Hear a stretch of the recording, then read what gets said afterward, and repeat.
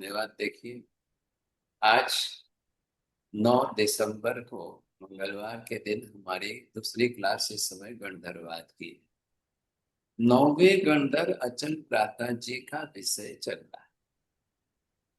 पुण्य पाप है कि नहीं है, जो उनकी मान्यता थी उसे हम समझ रहे हैं। और उसके अंदर 9 प्रकार से बांधे हुए पुण्य का परिणाम 42 तरीके से उदय में आता है, जो शुभ रूप सुख में मिलता है। 18 प्रकार की पाप प्रवृत्तियों के कारण हमने 82 प्रकार की अशुभ कर्म प्रकृतियां उपार्जन की। उसका विपाक दुख रूप में सामने आएगा।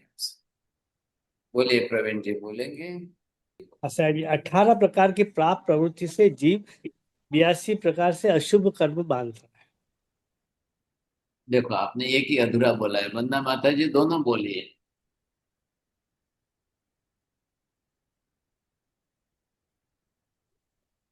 और नौ नौ नौ, 9 प्रकार से साहब जी 42 प्रकार से 42 प्रकार के शुभ कर्म बांधते हैं। अब देखो, ये जो है फिक्स हो गया है। आप इसमें कुछ भी इधर से उधर नहीं कर सकते। अब हर व्यक्ति को अपने जीवन में देख लेना है, मैं इसमें हूं कि इसमें हूं। मैंने 9 प्रकार से शुभ पुण्य उपार्जन किया कि नहीं किया। मैंने 42 में से कितनी प्रकृति मेरे जीवन में उपार्जित की है, और कितने प्रकार से मेरे जीवन में सुख आएगा। बस, अपना अपना फिक्स है। आप कुछ भी बदल नहीं सकते हो। दूसरों का देख करके जेलसी करके दूसरों का सुख ले लूं, ये विचार भी नहीं करना। और मैंने 18 प्रकार के पाप की प्रवृत्ति कितनी की है, कौन सी की है, कैसी की है कि नहीं की है। और 82 प्रकार के अशुभ कर्म मैंने बांधे। वो उदय में आएगी तो दुख तो देगा ही देगा। दुख तो मिलना ही मिलना है। मतलब गणित के फॉर्मूले की तरह से ये हमारे जीवन में फिक्स। अब आपको यहाँ पर ये समझ लेना है ना, इसके अंदर आपको ये ख्याल आ जाएगा कि अब मेरा सुख दुख जो है ये सबके जीवन की बात है। लेकिन आप इसका आधार इस पर लाइए, और इस पर से ये पूरा आधार आपको इस पर लेना। मैंने क्या किया है। अगर आपने सुख का आधार बनाया है तो 42 में से आप अपनी ढूंढ के निकालिए, और उसका आधार आपको इस पर आ जाएगा। अब अपना सेल्फ, आप अपना अपना हिसाब निकाल लो, आपको पता चल जाएगा। अब सबका अलग अलग है। बाप का अलग है, बेटे का अलग है, भाई का अलग है, पति का अलग है, पत्नी का अलग है, सबका अलग अलग हिसाब है। कोई भी हो, संसार का कोई भी जीव। एक कुत्ता गली में घूम रहा है, खाने को भी नहीं मिल रहा है, और एक कुत्ते को शेठानी अपने पलंग पर बैठते सुलाती है, रखती है, उसको खाना खिलाती है। तो ये कितना फर्क है। भाई, कुत्ता तो वो भी है, कुत्ता ये भी है। क्या बात है। तो ये आप ध्यान में रखिए। उस कुत्ते का, उस जीव का अपना पुण्य कौन सा है, वो भी समझ रहा है कि नहीं, ये आपको देख लेना। इसलिए ये आपको हर व्यक्ति को अपने साथ समझ करके चल रहा है। हाँ, अब ये लिस्ट देख करके इसमें से आपको क्या क्या ध्यान में आ रहा है, पहले उसको समझ लो। सब अभी अपनी अपने, क्योंकि हमने इतनी क्लासें इसके अंदर डिटेल में स्टडी कर ली, क्या है। लेकिन कई बार क्या होता है, व्यक्ति अपने जीवन में सोच ले, अब मैंने ये भी अपनी तरफ से रखा है, ये भी रखा है।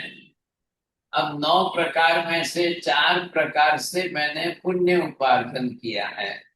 10 प्रकार से मैंने पाप उपार्जन किया है। अब इसका भी उदय आएगा, इसका भी उदय आएगा। तो ये 4 प्रकार से मैंने पुण्य उपार्जन किया। अब ये कितने तरीके से है? ये 18 तरीके से अगर मुझे फल देने वाला हो।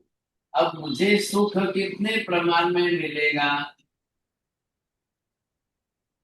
मेरा सुख कितने प्रमाण में रहेगा? और इसमें से मैंने 10 प्रकार के पाप किए हैं। इसको मैंने जो है 35 प्रकार से अगर मैंने ये उपार्जन किया है, तो मुझे इतने तरीके से दुख भी भुगतना ही पड़ेगा। अब ये सबका फिगर अलग अलग निकलेगा। यहाँ पर आप ध्यान देंगे, कॉम्बिनेशन फर्मेंटेशन कॉम्बिनेशन करेंगे। अब आज किसी के 4, किसी के 3, किसी के 2, किसी के 5, किसी के कम, किसी के ज्यादा। यहाँ कम ज्यादा प्रकृतियां बनेगी। उसके जीवन में सुख भी कम ज्यादा होता रहेगा। पूरी दुनिया देखिए, संसार के समस्त जीवों को देखिए। पहले इधर समझिए छोटे जी, अब देवी देवता भी इसी में आ गए कि नहीं आ गए? जी मार्शल आ गए। तो देवी देवता कहाँ किसको भोजन देने जाएंगे? चलो भाई, भोजन नहीं है, पानी नहीं है, दूसरी व्यवस्था करो।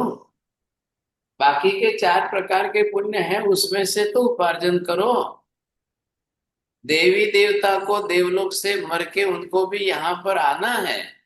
बोलिए, अब आपको तिर्यंत गति में पशु पक्षी में जन्म लेना है, कि मनुष्य के मन जन्म लेना है, कि राजघराने में राजा बनना है? सबके लिए है। कोई भी हो, आप कौन हो, आप कहाँ हो, किसी को मतलब नहीं। आप किस गति में हो, किस जाति में हो, कोई मतलब नहीं है। आप कितना उपार्जन कर रहे हो, पहले इसको ध्यान दो। इस पर ध्यान दीजिए, आप कितना उपार्जन कर रहे हो, किसको क्या। अब आपके खाते में, आपके अकाउंट में है। आप देखिए, यहाँ जितने सब जने बैठे हैं, सबकी बैंक में एक सरी की अमाउंट थोड़ी है। सबके एफडी के अंदर एक सरी की अमाउंट नहीं है। तो आप अपने हाथ से कितना उपार्जन करके रखा है, आपके स्टॉक में क्या है, कितना है, आपको उतने हिसाब से सुख संपत्ति मिलेगी। आगे के लिए आपको क्या करना है? आज आपकी उम्र हो रही है, किसी की 60, किसी की 50, किसी की 70, किसी की 75, जैन साहब की 78। अब जिसकी जितनी हो रही है, अब जितना जीवन है उसमें से आपको ये प्रतिदिन करना है। ये जो 9 प्रकार के पुण्य उपार्जन करने में प्रतिदिन, day to day life, every day के अंदर विचार कर लो, मैं क्या कर रहा हूँ, कौन सा कर रहा हूँ, कितना कर रहा हूँ, कैसे कर रहा हूँ। करना अनिवार्य है। तो आप यहाँ के मार्क्स बढ़ाइए। आप इसमें आते, इसमें इसके अंदर 42 में से आप कितना टच कर रहे हो? भाई हम मनुष्य है तो देव गति वगैरह का, बाकी का तो यहाँ पर आपको उपार्जन करना है। जब इधर आपके डिग्री बढ़ेंगे, परसेंटेज बढ़ेंगे, तो इधर भी बढ़ेंगे। अगर मैं पुण्य उपार्जन करने में 9 में से कितने ले रहा हूं, क्या तकलीफ है आपको? आपने राजेंद्र भाई, તમે સવારથી અત્યાર સુધી કેટલાને હાથ જોડી ચૂક્યા છો, નમસ્કાર કેટલાને કર્યો?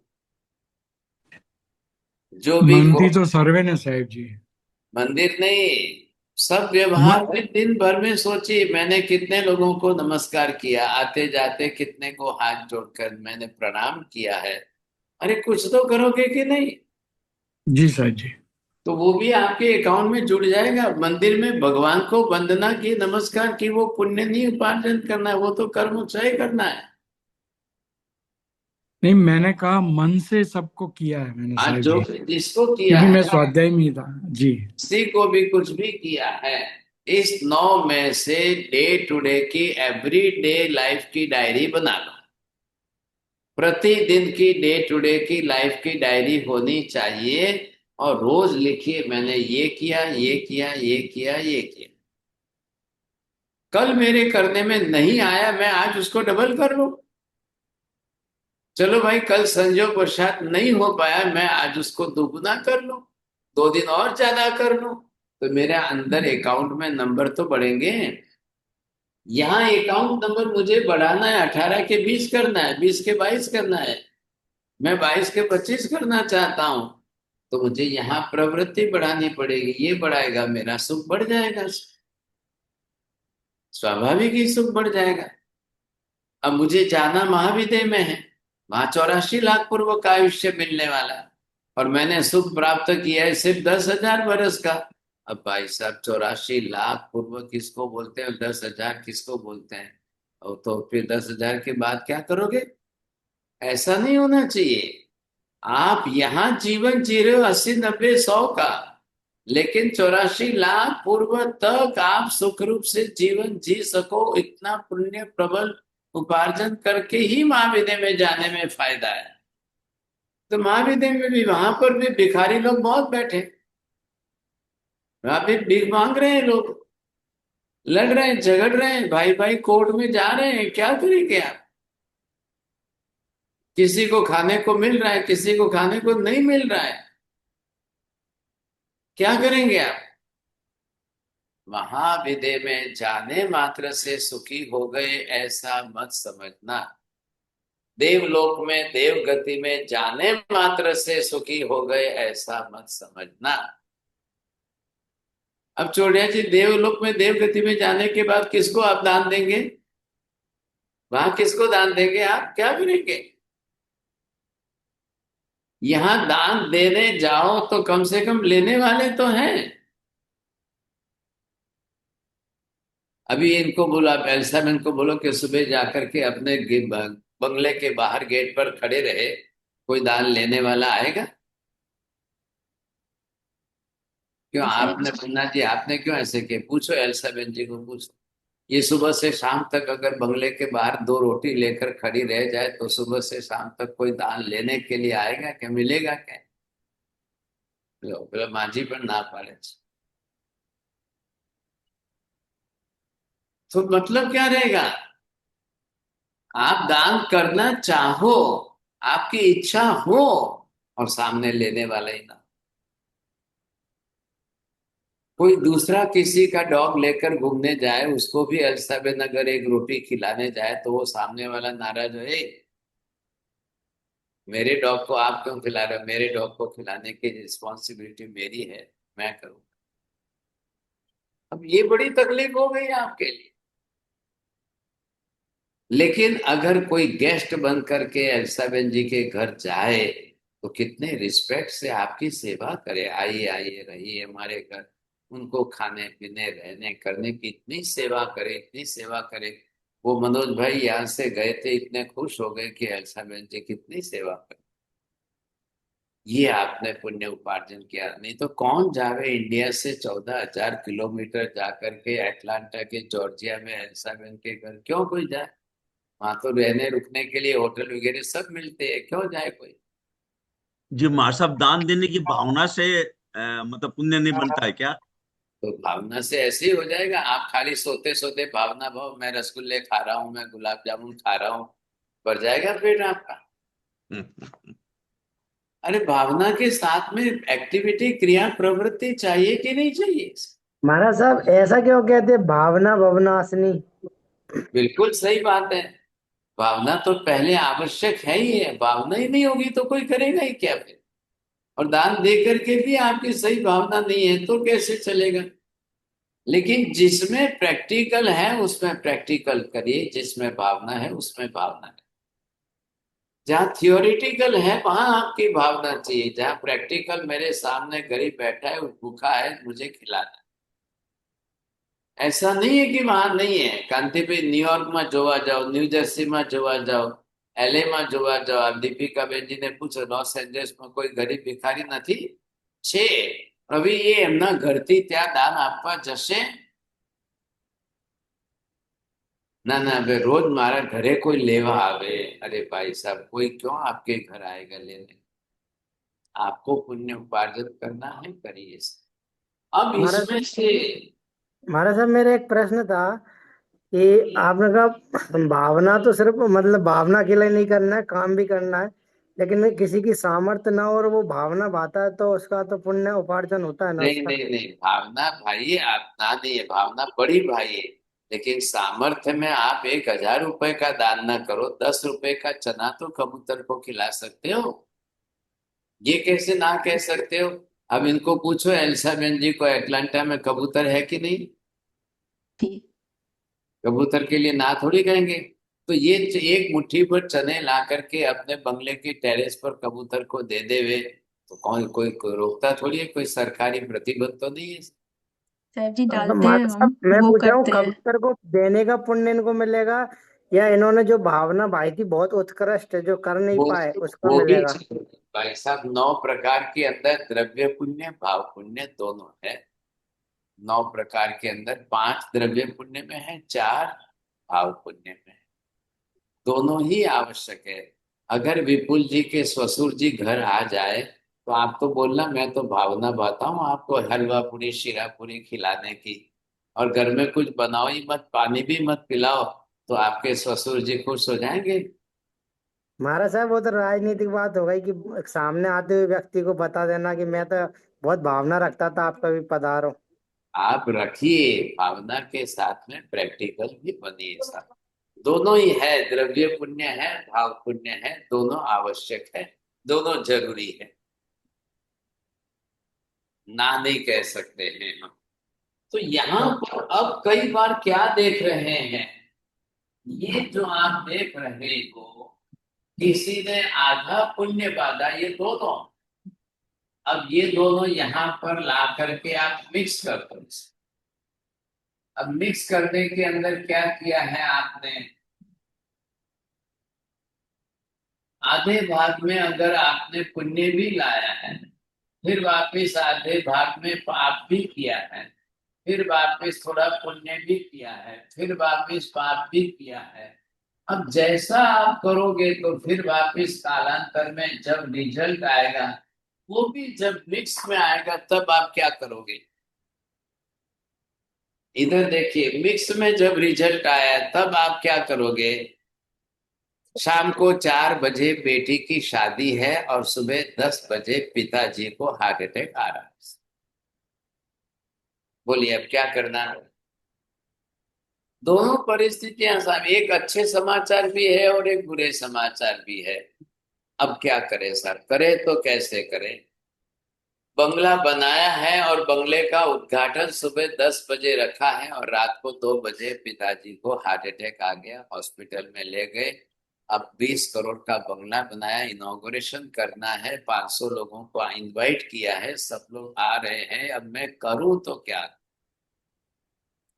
तो जब आपको इसमें सुख दुख दोनों साथ में भुगतने की नौबत आएगी, तब आप ये सोचना कि मैंने करते समय भी पुण्य पाप दोनों साथ में किया है। थोड़ा पुण्य भी किया है, थोड़ा पाप भी किया है, थोड़ा अंतराय कर्म भी ज्यादा बांधा है, थोड़ा ये भी मैंने ज्यादा किया है। अब मैंने ही मेहनत की, मैं 10 साल से मेहनत करके मैंने 20 करोड़ का बंगला ऐसा बनाया, ऐसा बनाया, इतना बढ़िया बनाया, इतना बढ़िया, और इनॉग्रेशन के दिन ही रात को मुझे अटैक आ गया। अब इसका क्या करूं? एक वो क्रिकेटर कोई था कि उसने लाइफ में पहली बार जो है इतना बड़ा उसने आमंत्रित किया और उसको इतना बड़ा प्राइज मिलने वाला था, और उसी समय प्राइज मिलने के पहले ही उसको आधा घंटे में समाचार है कि मदर ऑफ हो गई, माँ जो है चल बसी है। अब वो बेचारा सोचे कि माँ चल बसी, मैं इधर जाऊं कि इधर प्राइज लेने जाऊं, क्या करूं? तो ये क्यों होता है? इतना मिक्स क्यों होता है? ऐसा मिक्स क्यों होना चाहिए? पुण्य के उदय में अकेला पुण्य हो तो सुख भोगने का मजा आती है, और पाप के उदय में अकेला दुख हो तो दुख भुगतने की परिस्थिति निर्माण होती है। अब दोनों मिक्स हो जाए तब क्या? मिक्स का मतलब क्या समझते हैं मनीषा बहन जी? इधर आप सॉल्ट रखिए और इधर आप सुगर रखिए। अब दोनों तरफ सॉल्ट और सुगर दोनों है। बोलो कांति भैया, वे तुमने क्यों लाक्षे? लोगों की परिस्थितियां बिगड़ जाती है ऐसा, लेकिन लोग करते समय तो करते हैं, करेले की सब्जी बनाएंगे तो उसमें से कड़वाहट निकाल करके गुड़ शक्कर डाल के मीठा बना कर खाएंगे। भाई साहब, जब करेला कड़वा है उसको मीठा बना के खा सकते हो, तो दुख आपका कटु है उसको मीठा बनाकर सुख में भुगत सकते हो कि नहीं? ओ दुख कैसे महाराज, ओ कैसे? दुख किसी को पसंद नहीं है और सुख सबको पसंद है। तो कभी दुख भी आ जाए तो अप्रिशिएट कर लो, स्वीकार लो। क्यों स्वीकार लो? मैंने अशुभ पाप कर्म किया है, उसके उदय से दुख आया है, तो ये भी मेरा ही है, मैंने ही किया है, मेरा किया हुआ आया है, तो स्वीकार लो। तो वो स्वीकारने से, पॉजिटिव माइंड बनाने से दुख के सहन करने का परसेंटेज 50 डिग्री कम हो गया। और जो लोग दुख पचा नहीं पाते हैं वो फिर गलत रास्ता ले लेते हैं। साहब, मैं फेल हो गया, वो जाके सुसाइड करने लग रहा था। भाई साहब, कई बार असफलता भी सफलता की सीढ़ी बन जाती है। ये भी तो सोचिए ना। हो गया, ठीक है, मैं निष्फल हो गया, इसका मतलब जीवन खत्म नहीं हो गया है। निष्फल हो गए, थोड़ा ज्यादा पुरुषार्थ कर लेंगे, सही पुरुषार्थ कर लेंगे, आज नहीं तो कल सफलता प्राप्त कर लेंगे। ऐसी स्थिति के अंदर एक निष्फल व्यक्ति हारने के बाद बड़ी प्लानिंग से अच्छी तरह से आगे बढ़कर पुरुषार्थ करता है, और एक सफल व्यक्ति आलस्य में आकर के अपनी खुशी के प्रमाद में वो कुछ भी प्रयत्न नहीं करता है। दूसरी बार वो फेल होता है और फेल हुआ हुआ पास होता है।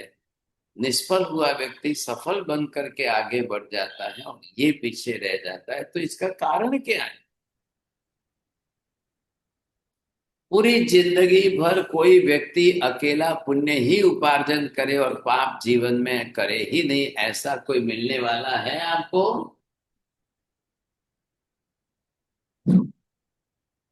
बोलो, ऐसे में किसका छोड़े जी? आपका ही नाम लिखो एक अकेले का? ना ना महाराज साहब, ना ना, दोनों ही चलते हैं। दोनों चलते हैं, बस ये तकलीफ आ गई।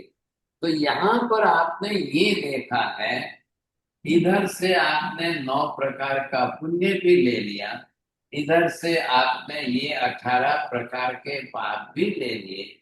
ये दोनों मिलाकर के आपको करना है, तो फिर आपके जीवन में रिजल्ट भी मिक्स ही आएगा।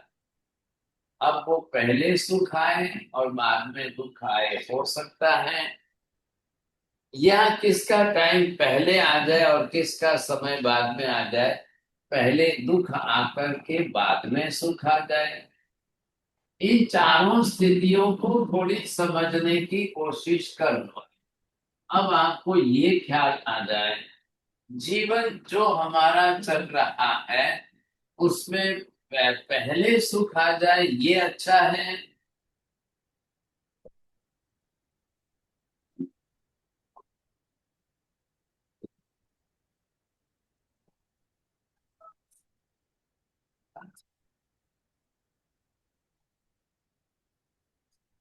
देख लो ये अच्छा है आपको, या पहले दुख आ जाए और बाद में आपको सुख आ जाए, ये ज्यादा अच्छा है? नंबर 3, नंबर के अंदर यहाँ पर दोनों साथ आ जाए।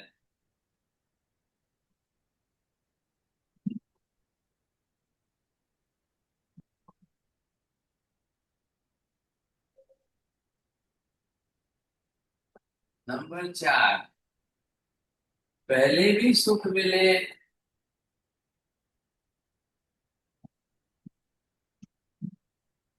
और बाद में भी वापिस सुख ही चाहिए।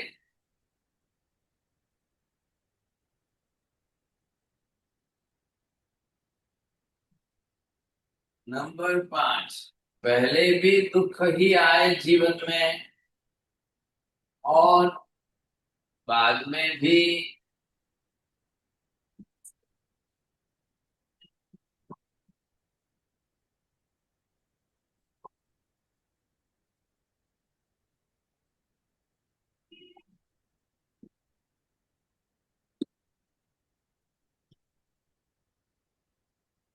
हाँ जी, चलिए पढ़िए। कौन पढ़ते हैं? भाभी जी बोलो। हाँ महाराज साहब, पहले सुख आए बाद में दुख आए। ये सबसे डिफिकल्ट है, क्योंकि एक बार आदमी ने सुख देख लिया फिर वो दुख भोग नहीं, मतलब टॉलरेट नहीं कर पाएगा। दूसरे में पहले दुख आए बाद में सुख आए, ये अच्छा है। अ, तीसरे में दोनों साथ में आ जाए, दोनों सुख और दुख साथ में आ जाए। चौथे में पहले भी सुख और बाद में भी सुख, ये बेस्ट है। पांचवा पहले भी तो बाद में भी दुख, ये सबसे खराब पोजीशन है। लो साहब, बोलो बन्ना माता जी, आप इसका मीनिंग कैसे करेंगे? जीवन तो भाई साहब हमारा 60 70 80 100 का जो है वो। अब उसमें पहले बाद में आपको कौन सा अच्छा लग रहा है?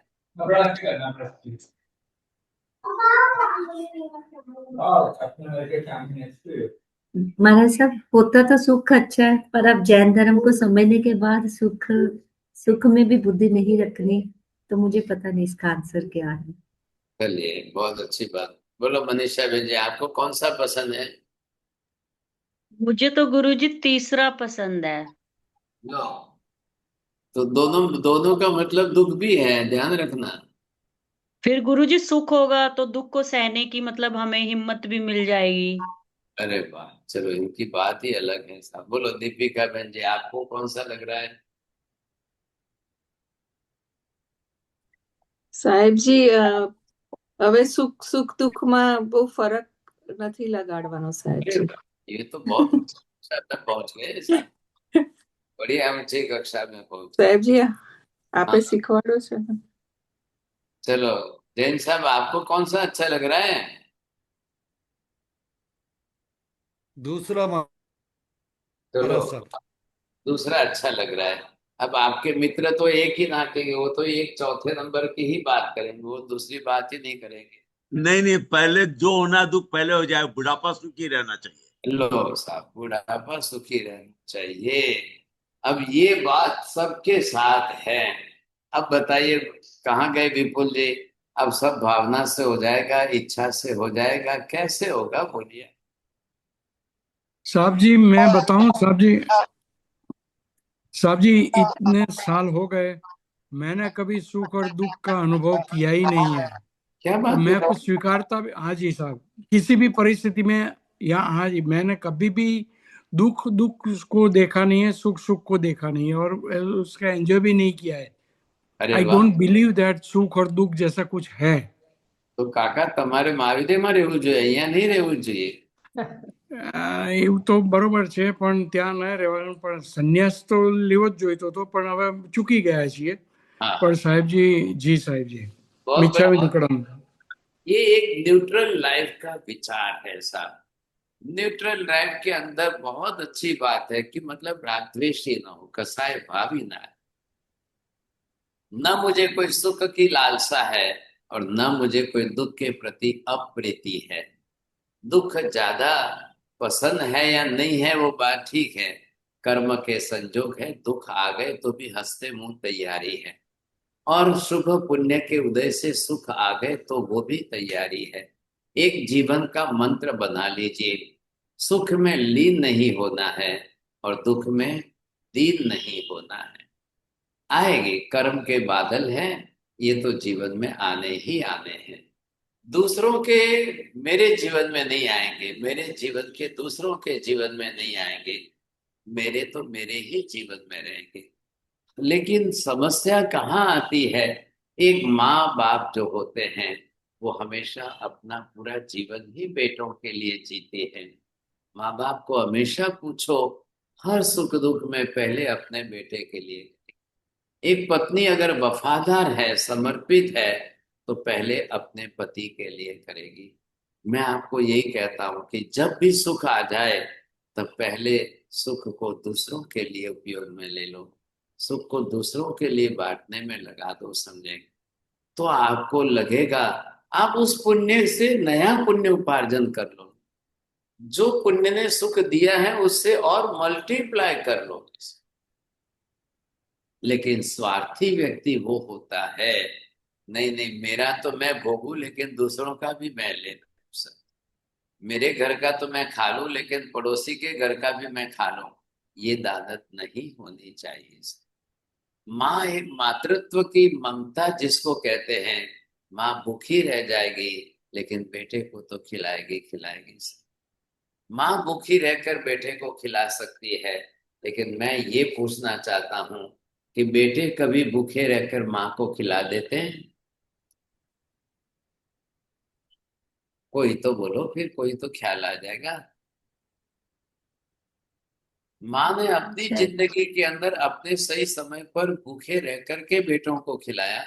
वही चारों बेटे बड़े हो गए, सुखी हो गए, और वो बेटे माँ को खिलाने के लिए राजी नहीं है।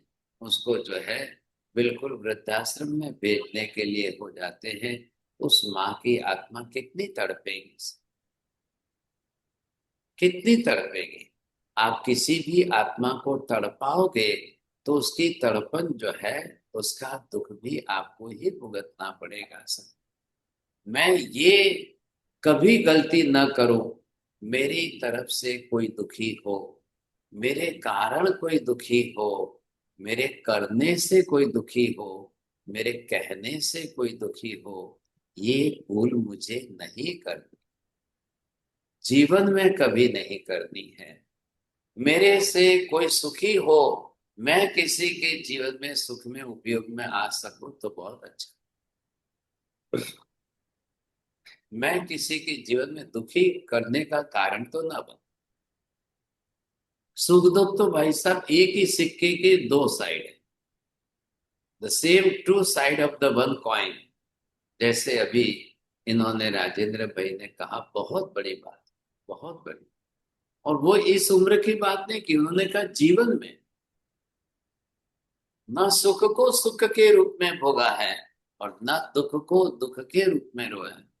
भाई दुख आने पर रोने वाले तो दुनिया में बहुत है, सुख आने पर नाचने वाले दुनिया में बहुत है, सुख आने पर हंस करके फूलने वाले बहुत है, दुख आने पर रो रो करके जिंदगी बिताने वाले बहुत है।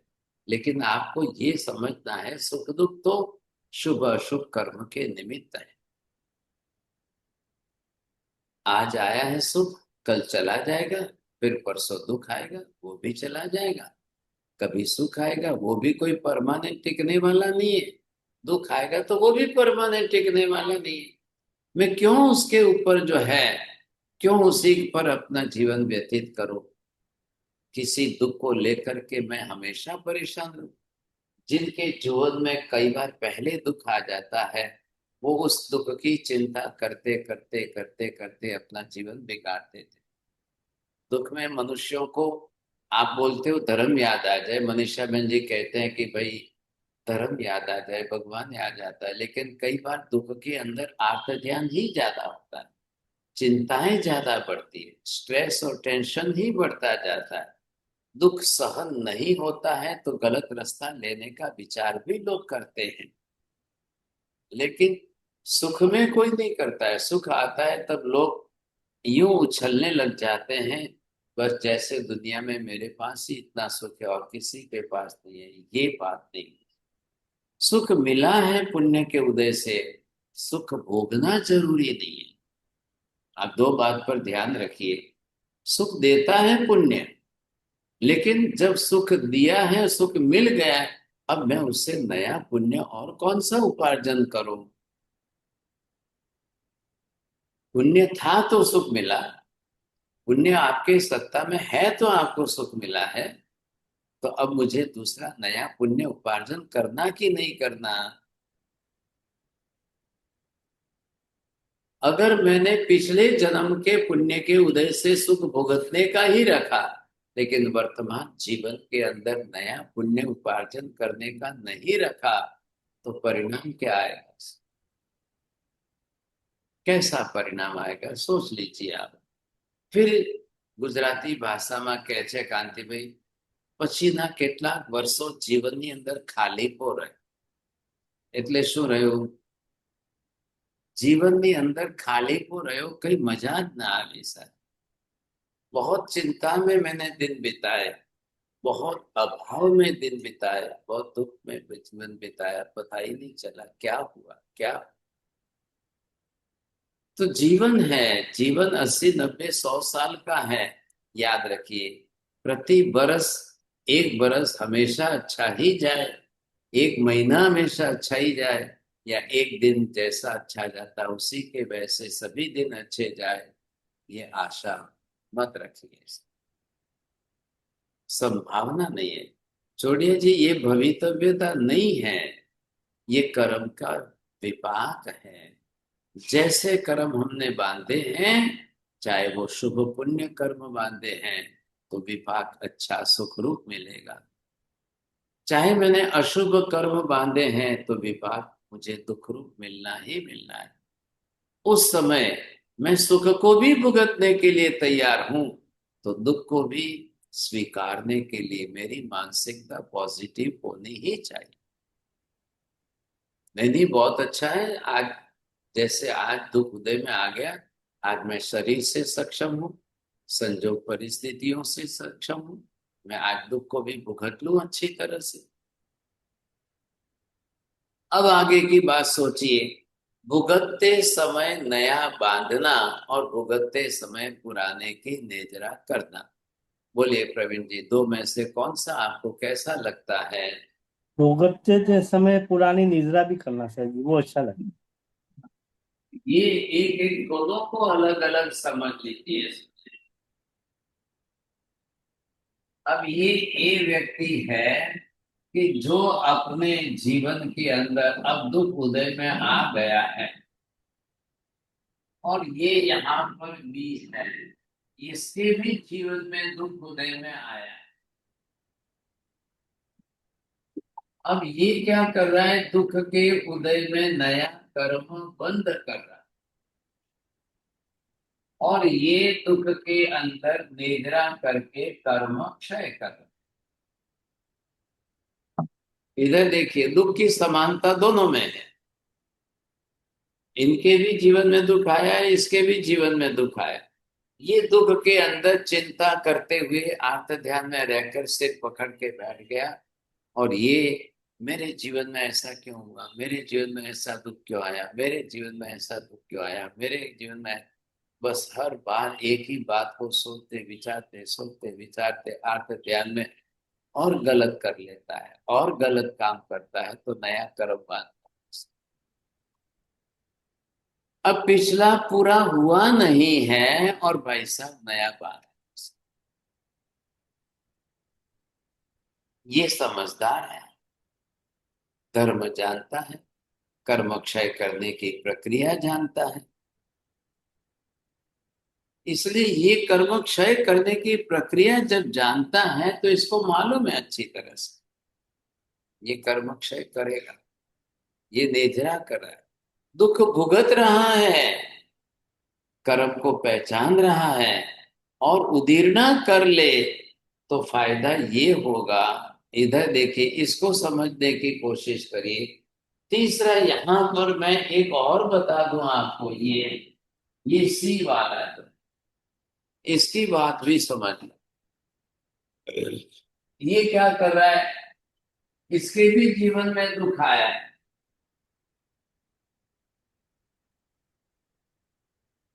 ये कर्म समझ करके उदीर्णा कर रहा है। तो इसका दुख भुगतने का काल था 2 बरस का, उदीर्णा करके उसने घटा करके 2 ही महीने में पूरा कर दिया।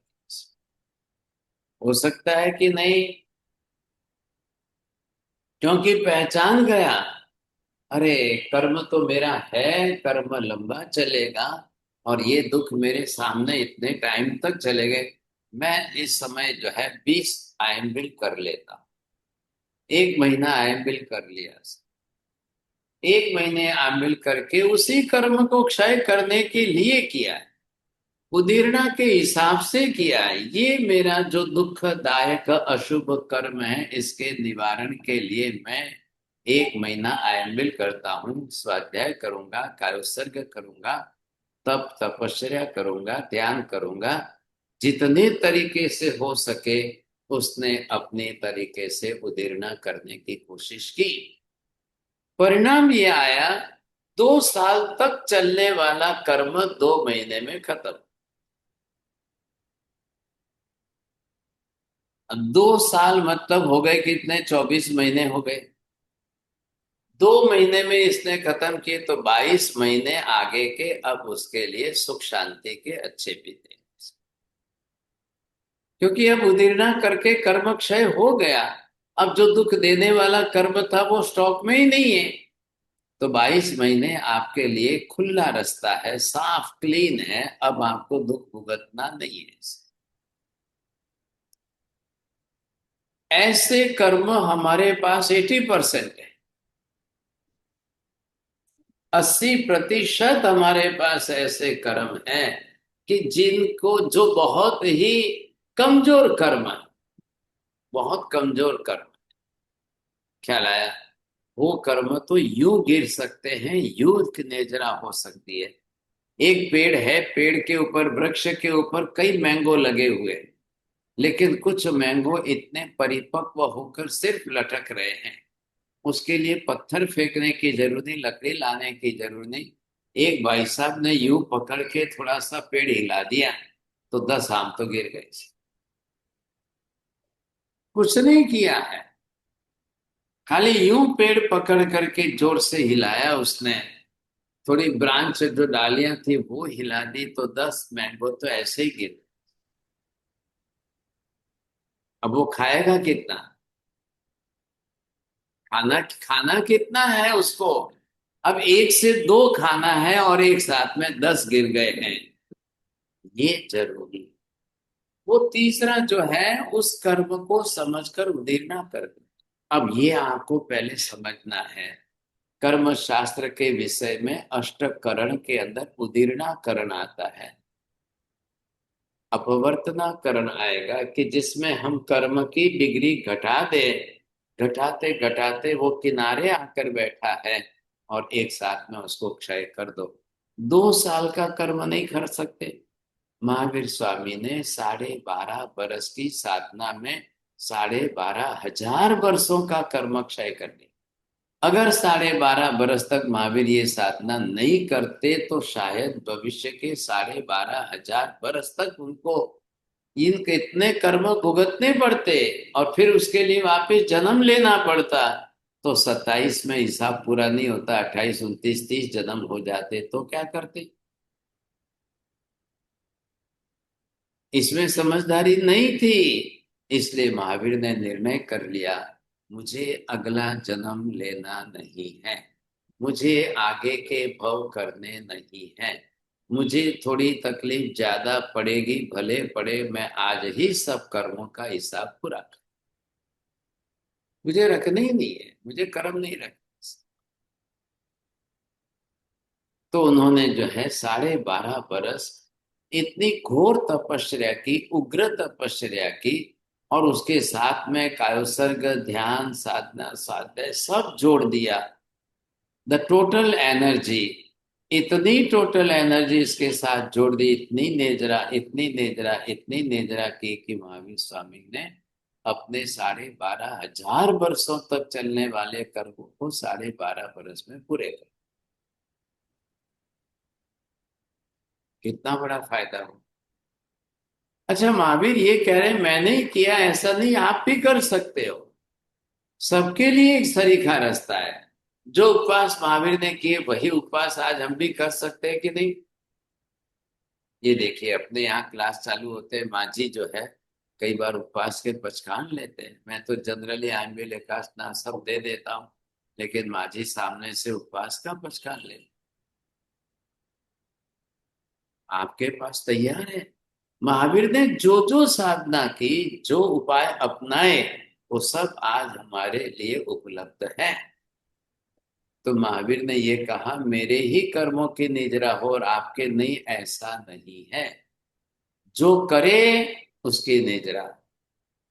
मेरे लिए उपवास मेरे कोई अलग से नहीं है। आप करो, आपकी निजरा होगी, मैं करूं, मेरी निजरा हो, कोई भी करे उसकी निजरा। वही मार्ग देकर गए।